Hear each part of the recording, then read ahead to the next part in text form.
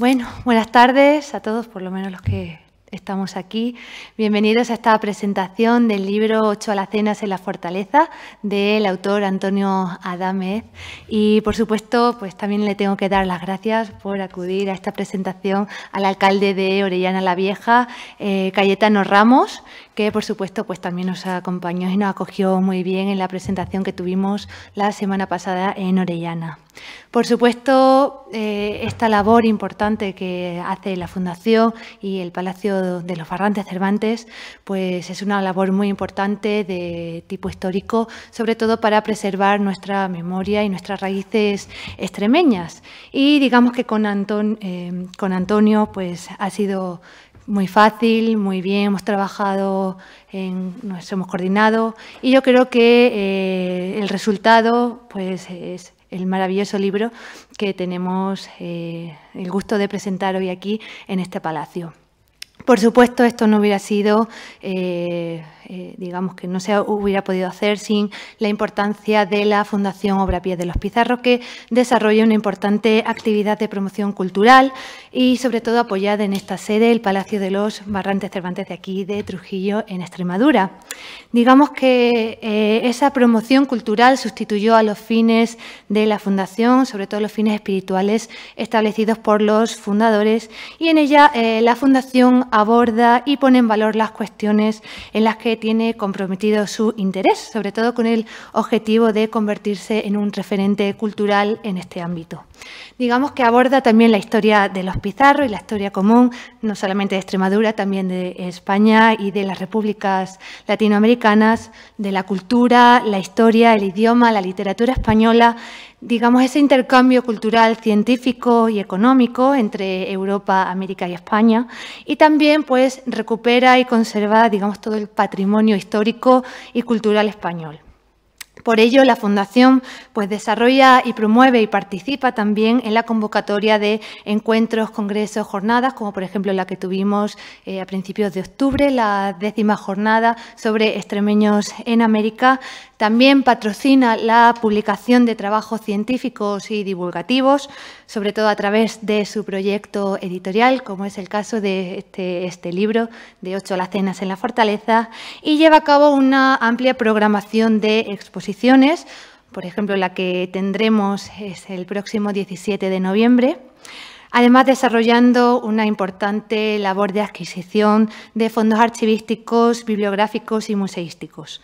Por ello, la editorial Palacio de los Barrantes Cervantes es el instrumento a través del cual apoya la investigación y lleva a cabo la publicación de estas obras sobre nuestra historia común y, en este caso, sobre el patrimonio histórico extremeño. Por supuesto, esta labor está plasmada en las colecciones de historia y patrimonio que pues, se pueden adquirir a través de Amazon. Por tanto, de esta forma la Fundación asume el reto de intervenir en el espacio cultural común con la aspiración de realizar una contribución relevante en el conocimiento de nuestra historia y nuestro patrimonio histórico. Y sin más, os dejo con el alcalde, Cayetano Ramos, y bueno, muchísimas gracias por estar hoy aquí. Bien, buenas tardes, muchísimas gracias a la Fundación, gracias Antonio por permitirnos estar en este acto y principalmente pues agradecer en nombre de toda la Corporación de Orellana que la Fundación, igual que Antonio, pues decidiera la semana pasada hacer también la presentación en Orellana y concretamente pues en el Palacio de los Orellanas, ese edificio emblemático que tenemos y que invitamos a todos vosotros, los que estáis hoy aquí, los que nos están escuchando a través de las redes también, para que podáis visitar y una vez que leáis el libro de Antonio, pues también os hagáis una idea de la vida que se fue realizando esta familia allí en ese en ese edificio histórico que tenemos a vuestra disposición, aunque le faltan todavía algunas obras, aunque siempre decimos que cuando se termina de hacer obras en este tipo de edificios, que siempre pues son necesarias para ir ampliando y nutrir de contenido y de obra pues todo ello. Por lo tanto, pues agradecer aquí mi participación hoy y ya os digo, estáis invitados todos también allí y una vez que leáis ese libro, pues pasar y podéis ver también aquel edificio. Muchísimas gracias por invitarme. Bueno, ahora la presentación del autor, Antonio. Buenas tardes. No sé si estoy bien puesto. El otro día hicimos la presentación en Orellana y yo estuve recordando un poco la importancia que para mí suponía el hecho de que la formación o el recuerdo o la intencionalidad sobre lo que es la importancia del pasado con respecto al presente, y lo estuve explicando mucho, pero yo creo que eso es una idea que es válida a la hora de entender qué le pasaba al marqués de Orellana o qué le pasaba a ciertos hechos que iban ocurriendo con el fin de entenderlo, pero me focalicé más hacia el tema de la documentación. Y me gustó más porque además estábamos dentro de unos muros. Yo no sé si estábamos hablando de 300 o 400 años que allí nadie había puesto el pie dentro de esos muros después del último marqués que hubo. Y hablo de 1728, fue el último marqués que pisó el terreno, y en ese terreno el palacio, que ya existía, no tenía ni siquiera techos y estaba muy, muy destruido. Destruido como se destruyó toda la economía de los marqueses. Entonces, a mí me interesó mucho hablar de los documentos dentro del mismo lugar donde esos documentos habían estado custodiados durante muchos años. Yo hablaba que alguien me había comentado que cómo era posible que en Orellana hubiera tanta información documental de escrituras antiguas a un lugar tan pequeño. En realidad no se trata de un lugar pequeño en el sentido que la documentación se refiere a los orellanas y en el fondo se refiere a Trujillo fundamentalmente.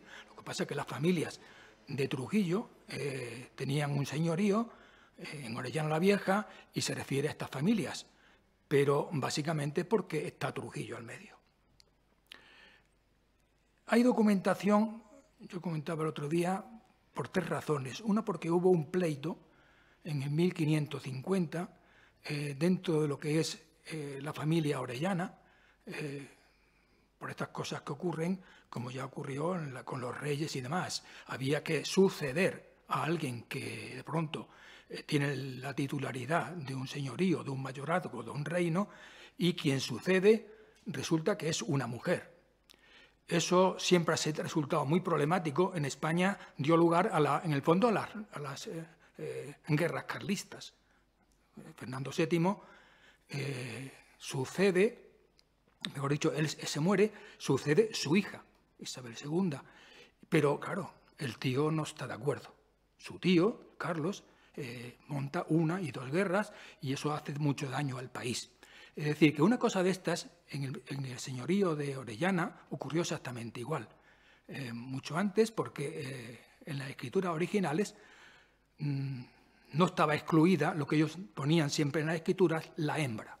Y la hembra resulta que es María de Orellana, es la hija de la persona que se muere, y entonces va a suceder.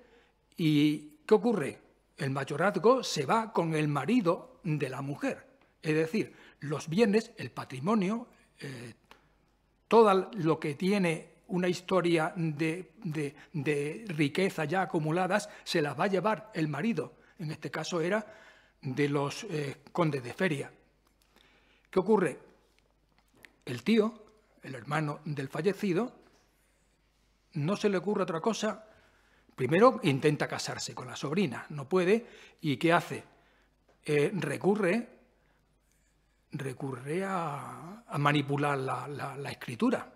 Es decir, se vale de un escribano al que paga y resulta que modifica la escritura de fundación del mayorazgo de Orellana la Vieja, que ya tenía 300 años.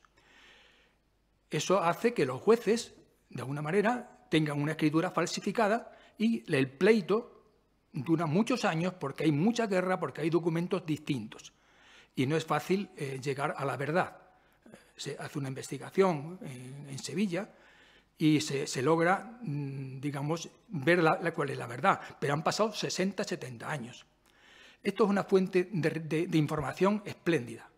Es decir, todos estos pleitos están todos escritos, están todos en la Cancillería de Granada y resulta que están en el Archivo Histórico Nacional y en la Real Academia de la Historia para los que hemos llegado después. Otra fuente de información, de documentación, lo constituye una petición de crédito, un censo que pide el marqués Geroteo de Orellana al rey, en este caso es a Felipe V. ¿Qué hace Felipe V? Sí, ¿qué hace la corte, la administración? La administración pone en marcha todo su mecanismo, llega a Trujillo, llega al corregidor de Trujillo, llega al juez de Trujillo, y yo entiendo que tuvo una gran suerte, el propio rey en este sentido, de nombrar a un personaje sumamente rígido, tenía las ideas muy claras y hizo que el administrador del marqués, en esa casa fuerte que estuvimos el otro día, ahí tiene que convocarse a varias gentes, sobre todo el juez convoca expertos de la Mesta, convoca a albañiles, a arquitectos, aparejadores, etc. ¿Qué ocurre? Pues que estos son las personas que saben de qué están hablando. Cuando hablan de valor de una finca o valoran el rendimiento de los alquileres a la Mesta.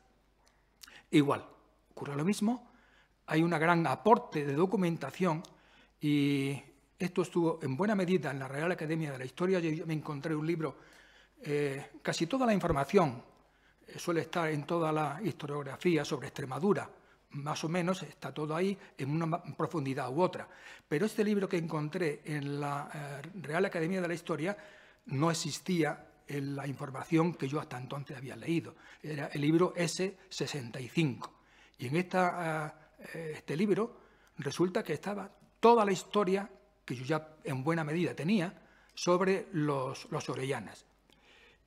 Y un tercer capítulo para aportar información de documentos fue el propio convento de Orellana la Vieja.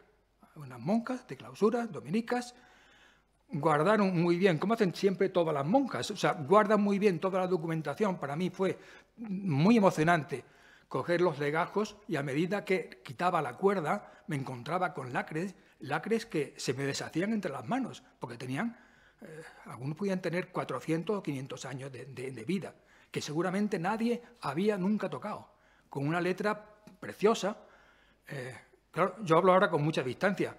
Maricruz, mi mujer, sabe que eso me costó años poder transcribir el contenido de esas letras que para mí era arábigo, no sabía nada, a base de leer cosas al respecto, hacerme un manual de cuáles eran el significado de las abreviaturas.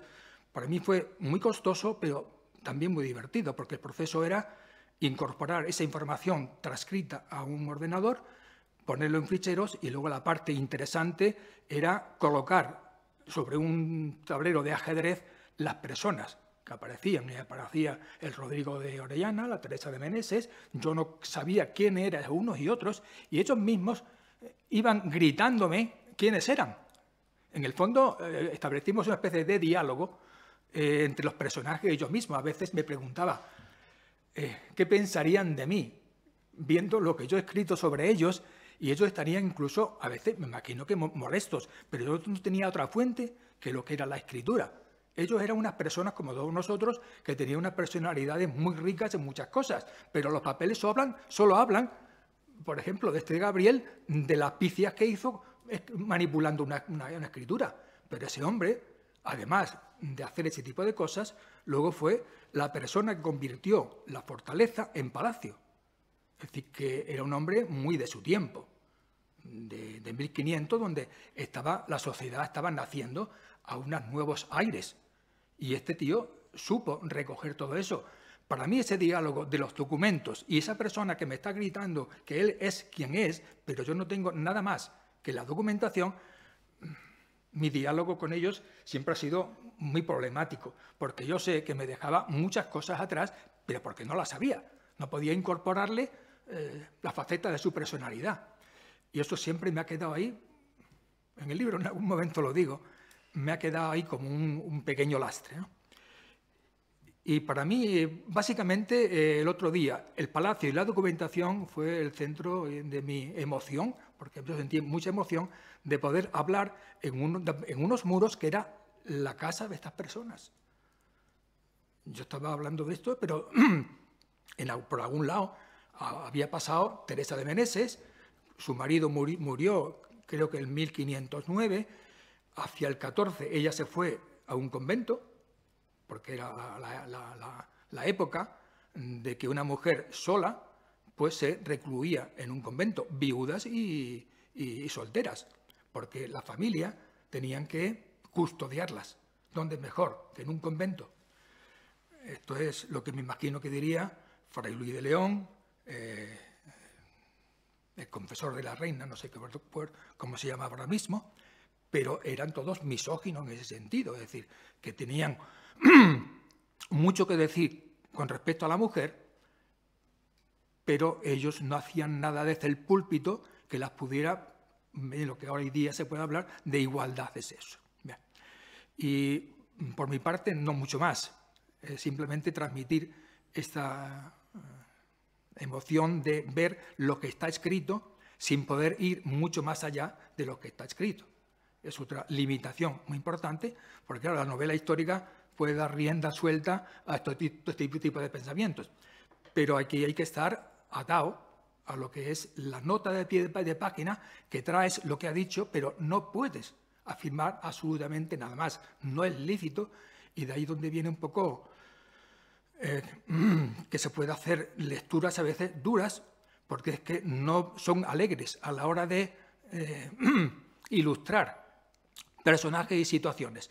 Situaciones se pueden ilustrar porque se conoce la historia general de España, por otros libros, por otras cosas, y tiene muchos ejemplos de incluso que le pasó a la nobleza y que le pasó al marqués de Orellana, porque le pasaron a todos iguales. Ahí puede generalizar ciertas cosas, pero nada más. Por mi parte, no diría no mucho más. Si queréis que comentemos cosas, yo estoy abierto a lo que queráis.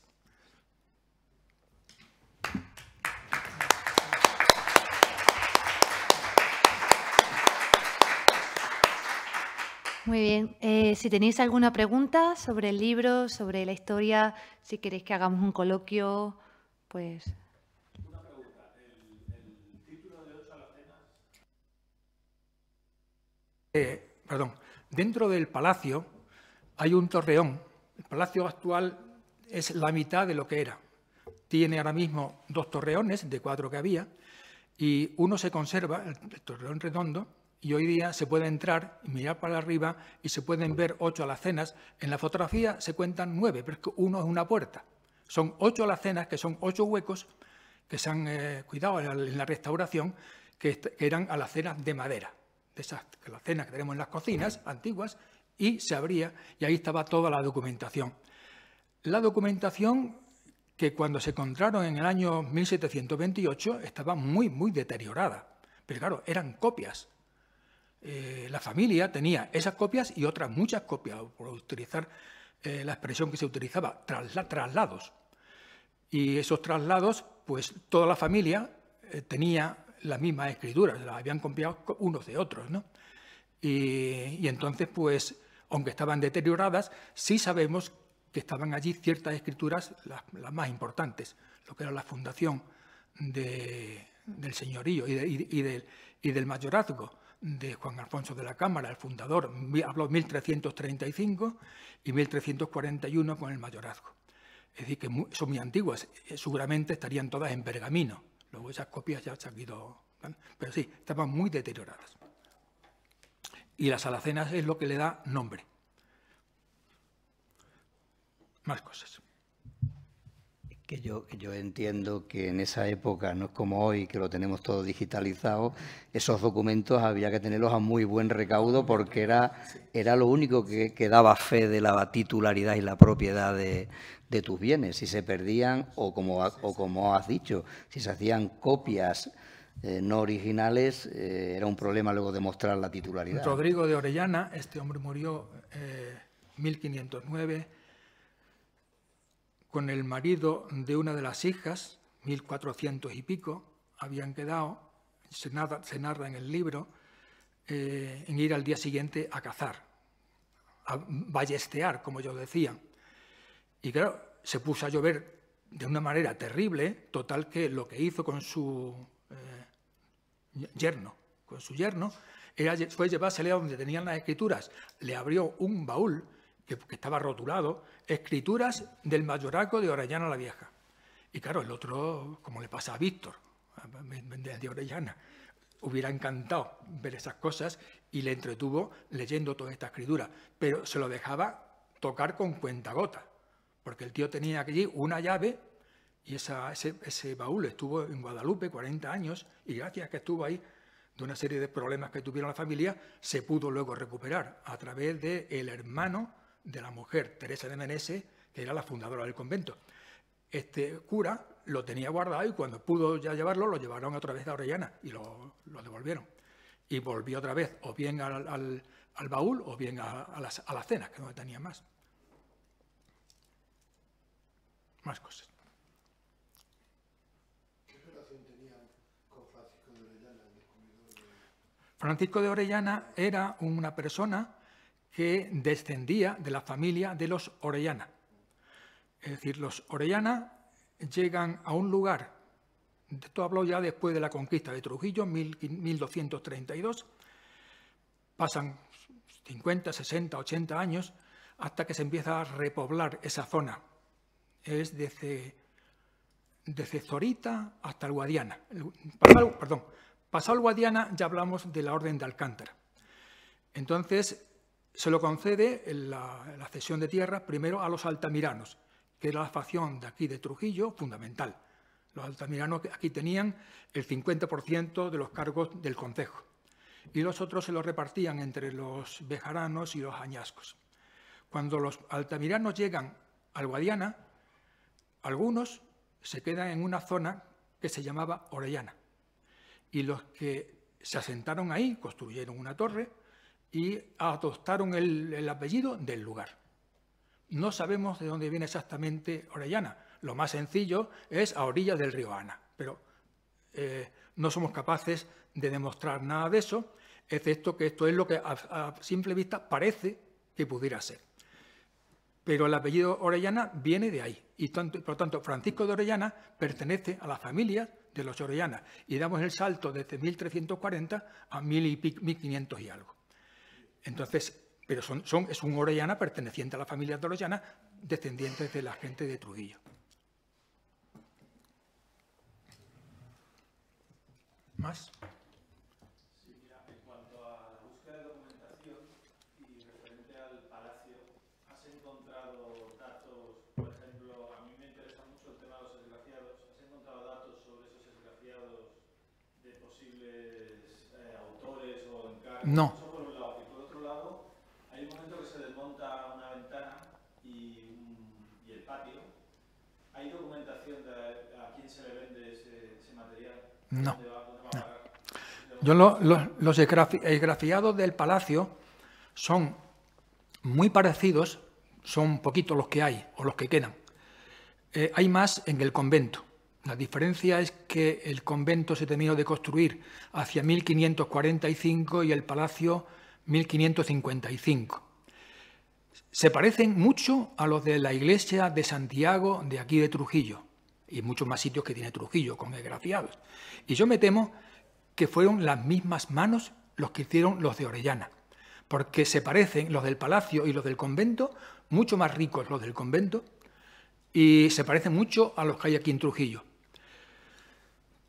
Pero no he conseguido, solamente he podido verificar algo con respecto a la construcción de los arquitectos, pero no los maestros que hacían los esgrafiados. Es la técnica que se utilizaba, pero no conozco ningún nombre de especialista que hiciera los esgrafiados, ni de Trujillo ni de Orellana. Ni hay encontrado nada, no se ha encontrado nada, absolutamente nada. Nada. En mis documentos. Que no quiere decir, porque también yo lo digo, en esos mismos documentos yo he ido sacando la información que a mí me ha ido interesando, pero seguramente que hay cosas que yo he despreciado. De ahí viene eso que decíamos de tener un lugar donde los investigadores jovencitos, yo me refiero a gente que está en los institutos, que puedan viajar en Orellana cuando tengamos hecho esa recopilación de documentos. Los documentos están, la transcripción también está. Cuando tengamos la posibilidad de llevar eso a cabo, invitaremos a los colegios de toda Extremadura, el que quiera ir, con sus profesores, la gente que tenga interés en este tipo de cosas, no tiene por qué ser jovencito. Pero a mí me hace ilusión que la gente joven entre en contacto con estas cosas y se plantee lo que dice allí, porque también tiene la transcripción para poderlo leer. Pero ese diálogo es muy interesante para un niño que está interesado en estas cosas. Aparte de que son la fuente a la que acudir. Es decir, el libro trata algunas cosas, pero la fuente original está ahí. Sí, es una pena no tener más fuentes de más cosas, evidentemente. Y además que no he encontrado nada al respecto. He encontrado gente que sabe de estas cosas y que me dice cómo se hacían, cómo la técnica que utilizaban, en qué sitios están, las figuras, todo ese tipo de cosas. Pero los autores, las personas que se dedicaban a eso, seguramente que en algún lado costarán. Y seguramente que donde pueden costar es en los archivos, sobre todo de las iglesias antiguas, los archivos que todavía sigan. En Orellana no quedan archivos, ni en el ayuntamiento ni en la iglesia. Pero hay iglesias que sí lo tienen. Y ahí se pueden aparecer a veces documentos de esto, de alguien que como Francisco de Becerra, que sí existe toda una documentación que hizo la iglesia de Orellana. Todo eso está todo documentado. Y aparece el diálogo entre el obispo y él, y cómo le va a pagar, este tipo de cosas. Ahí sí aparecen cosas de estas. Pero en este caso no aparecen nada más que los maestros albañiles, unos carpinteros y poco más.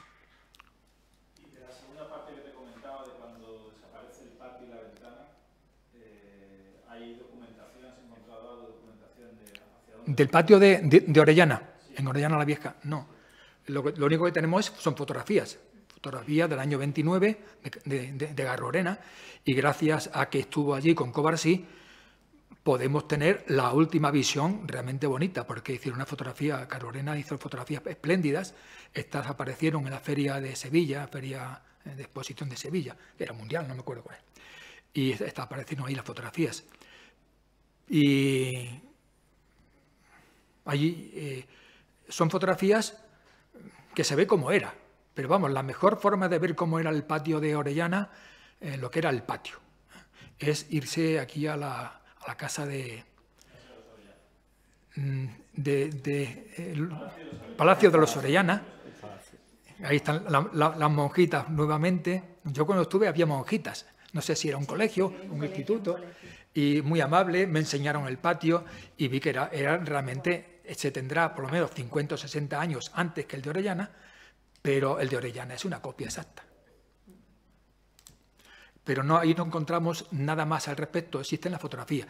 Hay otra fotografía que está en un libro del Conde de Canilleros, Extremadura, que la cataloga como la mejor patio plateresco de Extremadura, pero no conocemos nada más. Otra pregunta. En los documentos que has visto, ¿aparece por algún sitio el que se casó con la hija de la fundadora del convento? Sí. García de Paredes. Sí. De ahí hay una información que está en la documentación del convento, otra información procede del conde de Canilleros, mucho del conde de Canilleros de su propio archivo que tiene en Cáceres, otro que hay un libro sobre el tema de 1600 y pico, que habla mucho de ese tema. Y en resumidas cuentas, el casarse con la hija de Rodrigo de Orellana supone el origen, el germen de lo que era el convento. Básicamente porque la hija de Teresa de Meneses, la fundadora, cuando se va al convento, se ha encontrado que lleva ahí unos años, pero que su hija se está separando de García de Paredes. García de Paredes, que se paseaba por aquí, por Trujillo, y era un personaje muy, muy conocido y querido. O sea, García de Paredes era un personaje en todos lados. En el Quijote aparece 3 veces, una de ellas una extensión bastante amplia sobre él, y su hijo nació en Orellana, porque claro, se separaron, pero María de Sotomayor estaba con su madre, primero estuvo con su madre en Orellana, había nacido allí, y se refugia en casa de su hermano, que es el que tiene el palacio, ¿no? Y allí nace el hijo. Y claro, este es un tema interesante, es decir, el García de Paredes es un personaje conocido en toda la historia de España, es uno de los 4 o 5 coroneles que tiene el Gran Capitán. El Gran Capitán es obviamente muy conocido, y aparece Lope de Vega. Lope de Vega, hay unos versos que aparecen en el libro que reflejan muy bien quién era el García de Paredes. Y son 5 o 6 líneas, pero que era un hombre tremendo, de grande y de fuerte y de sanguinario. Y entonces, pues, claro, a la mujer la castigaba duramente, y entonces se refugia en Orellana. Y toda esa documentación de García de Paredes, algo está en el convento, todo el tema referido a su mujer, y el resto está en otros libros. Bueno, García de Paredes, que tiene mucho tratamiento. Y siguen saliendo libros sobre él y sobre el Gran Capitán. O sea, y sobre él se habla en todas las academias militares. O sea, es un hombre muy... Seguramente que si nos las encontramos en alguna calle de Trujillo, nos hubiera dado mucho respeto. García de Paredes era un hombre de mucho respeto, admirado por todo el mundo, evidentemente, aparte de su mujer, que tenía otra forma de verle. Sí, pero él no fue a Orellana, es a lo que me refiero. Él no. Ella fue No, la que se refugió. exacto. Ella se refugió, allí tuvo el hijo, y cuando ya nace el hijo fue cuando se va al convento con su madre. Y ahí le perdemos la pista hasta 30 años después, que le acogen, le tratan, ¿no? Pero nada más. Claro, que hay muchas lagunas sobre muchas cosas. O sea, se conoce lo que se conoce.